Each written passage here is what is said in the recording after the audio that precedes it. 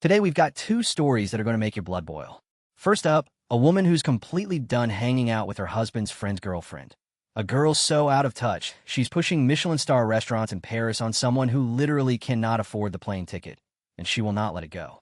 Then, a simple grocery delivery goes sideways. One quick phone call explodes into a full-blown screaming match, and a customer service rep threatens to charge whatever she wants to a stranger's card.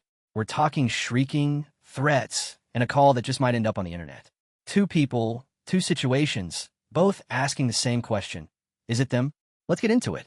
A woman living in Southeast Asia keeps getting roped into group hangouts with her husband's childhood friend and his new girlfriend. And this girlfriend cannot stop bringing up yachts, summers in Europe, and Michelin dining. Edit. Thanks for all of your feedback. I'll paste some of my comments plus additional info to answer questions. Sorry in advance if it's not clear, as English is not my native language. I'm friends with a childhood friend, but it's not a deep type of friendship. He's closer to my husband, and they have a lot more in common. We showed him around the city when he moved here, not knowing anyone else. And me being invited to hang out just became the norm. I didn't want to say we can't afford it, as I didn't want to be a downer / bring down the mood. Might be a culture thing. I live in an SE Asia country, but this kind of directness is seen as a negative thing, so I just thanked her for the recommendation and tried to change the topic over and over again. Someone mentioned using humor to directly say this. I'm not good at it, but I'll try if there's a next time. I do have wealth insecurity, a lot to unpack there, and that's not something I ever want to take out on anyone, so I thought removing myself from these hangouts would be the best, since anyway I'm not really having a great time. I was thinking of just going to important events / celebrations if I were invited with my husband. I won't actively avoid anyone. I will be civil and try to converse when I can. However, I didn't get a chance to try this out, as my husband already shared what I told him in private with his friend, and that sucked. Throughout the few times we hung out, I tried to talk to GF about different topics, but the conversations per topic usually gets cut short. She did talk about other stuff in her life, like international boarding school. I tried to ask more details to try and connect with her, but a lot of the humor or experiences she went through is not something I understand or relate to. She's not awful. I don't hate her nor blame her for my insecurities. I just wanted a way to opt out without causing any further awkwardness or discomfort for myself. Maybe I'll find a way to bring my husband and I's other common friends and bring the couple in. I really don't want to exclude anyone, but I don't want to be uncomfortable, so maybe this would be a great compromise. Therapy is not something I can afford right now. Our healthcare sucks and doesn't include this, but if that changes, we'll try this as well. My husband has a childhood friend who I met around 5 years ago. He regularly invites me and my husband to hang out since then, and we became friends too. Recently, he got into a relationship with a girl, and he disappeared for a while, which is typical for new relationships. Eventually, we all started hanging out again, but now, including her. She's generally polite and tries to make conversation, and I try to reciprocate as well. But we don't really have anything in common, and she's quite out of touch. Her experiences involve things like going to some obscure place in Europe to summer, or using the family yacht. I didn't mind at first, but the more I hung out with her in group settings, the more it got harder to hang out with her. In the latest hangout, she told me I should travel to Paris and try this Michelin 3-star restaurant, which is her favorite. I said, maybe next time if I travel out, and I thanked her for the recommendation. She then asked why my husband and I haven't planned a trip there yet, cause it's such a beautiful city, etc. I was embarrassed because I didn't know how to say that we can't travel to France or any other country in Europe because we can't really afford it. We're in SE Asia, and these kinds of trips are out of reach. I can't remember what I said as I felt too ashamed, but I remember wanting to just move on with another topic, but she kept insisting on the topic and that I should really go because life is short, we should travel, and her life coach said something about doing things out of our comfort zone. And some other stuff? I tuned out. After we left, I told my husband how I always felt embarrassed when I was around his friend's partner and that I would rather not be around her. I don't want to exclude her on purpose, and I think it would be weird if I was invited in a hangout, but not her. So I encourage him to keep spending time with his friend, but I won't be coming along just in case she's there. My husband eventually explained the situation to his friend the next time they hung out since I didn't join. His friend then told him that his girlfriend meant no harm and that it seems like I'm blaming his girlfriend for nothing. He also said that I have nothing to be insecure about and that they'll try harder to connect with me on things I know more about. I told my husband after that I would really rather just not hang out with both the friend and girlfriend as I'm not comfortable. But I still encourage him to spend time with them if he wanted to, especially since they're childhood friends. So, am I the asshole for distancing myself and not going to these hangouts? And am I exaggerating? And is there a better way I could have handled this? Let's see what the comments have to say. This person commented, "Our reply is usually that we have to eat beans and ramen all month." Another commenter said, "It's okay to roast people in a friendly way. If she takes offense, then that's her problem. Everybody isn't for everybody." The comments are firmly on our side here. Most people said there's nothing wrong with quietly stepping back from someone who makes you feel small, and plenty offered up some pretty funny ways to shut down the flexing. But what do you think?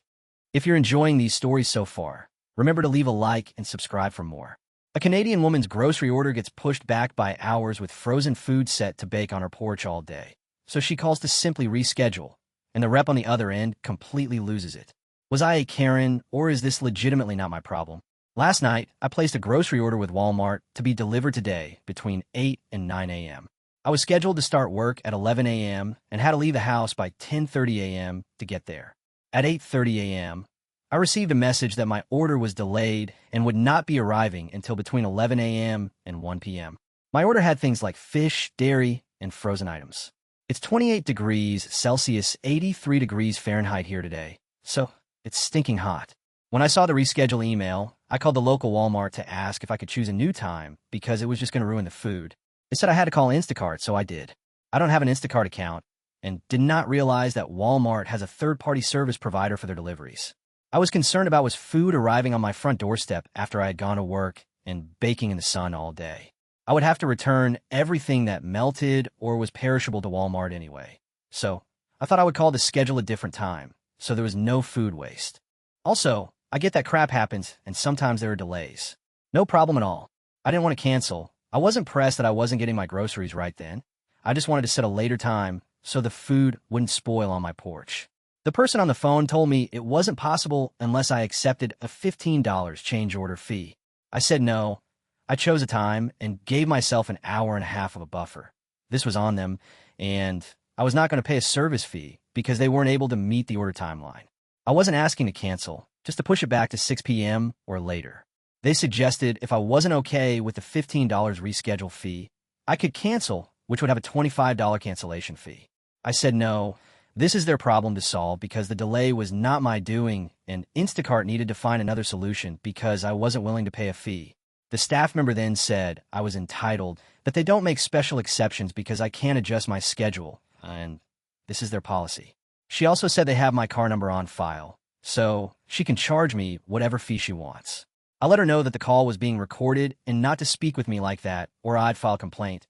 I live in Canada. We have one-party recording consent, and I was calling from my work cell phone, which automatically records calls. I was not maliciously recording. She told me it was illegal. I said it wasn't, and reminded her that Instacart was also recording the call, so it shouldn't matter. She then shrieked that I was threatening her, yelled at me about her privacy rights, and that she was going to ban me from their service. When I say shrieked, I mean literally ear-piercing screaming at me. I said if you ban me from grocery delivery over this call goes on the internet.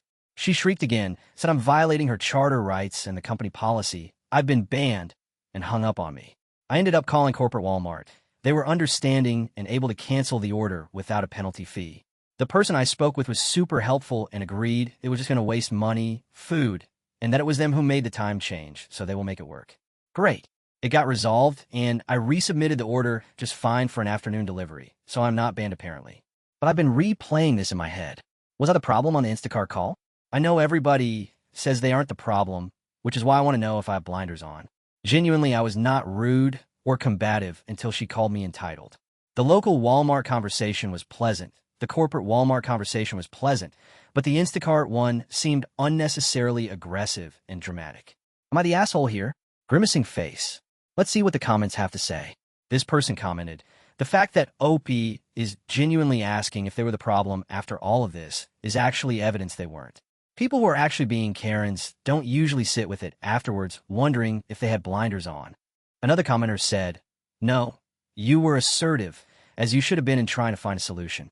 The call rep was the one who escalated things. Sounds like the comments are firmly in her corner. Most agreed she stayed calm, right up until the rep called her entitled and started shrieking, and the fact that she's even second-guessing herself kind of proves she's no Karen. But tell me if you see it differently. If you want to hear stories from different subreddits, let me know down in the comments. And that's a wrap on today's stories. Two people pushed right to their limit Two totally different situations, but now I want to hear from you. Were they in the right, or did they take a step too far? Drop your verdicts down in the comments. I read every single one. I got a whole stack of even juicier stories on the way, so I will see you in the next one.